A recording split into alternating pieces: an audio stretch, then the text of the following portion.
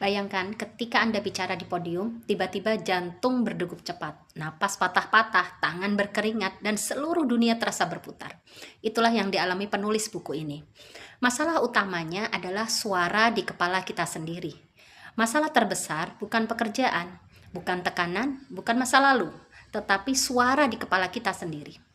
Suara yang berkomentar tanpa henti. Misalkan, kamu tidak cukup baik, harusnya tadi kamu jawab begini, harusnya kamu begitu, nanti pasti berantakan, lihat tuh orang lain lebih sukses, dan lain sebagainya.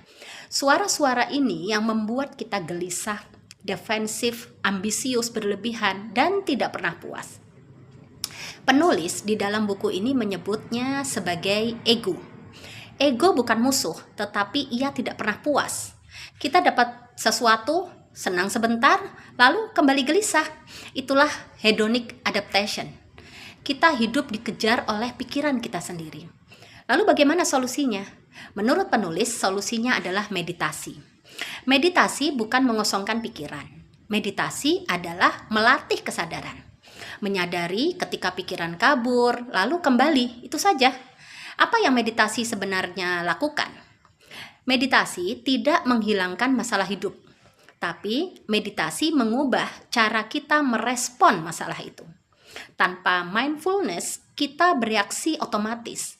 Dan dengan mindfulness, kita punya jeda untuk bisa memilih respon. Inilah ruang kecil atau space kecil antara stimulus dan respon. Meditasi mengubah struktur otak, menurunkan aktivitas amigdala, memperkuat dan meningkatkan gray matter, dan ini neuroscience bukan mistik ya. Nah, menurut penulis, meditasi itu membuat kita menjadi lebih efektif, lebih fokus, lebih stabil, dan kurang dikendalikan oleh emosi impulsif. Meditasi juga bukan tentang tidak berpikir. Pikiran akan tetap datang. Tujuannya adalah mengubah hubungan kita dengan pikiran itu sendiri.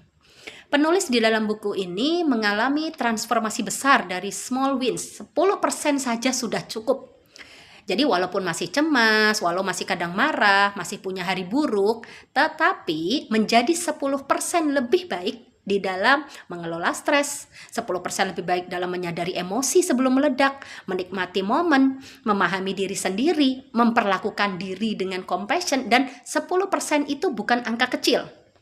10% setiap hari, 10% setiap minggu, setiap tahun, ini akan mengubah hidup. Seperti growth kecil di dalam investasi.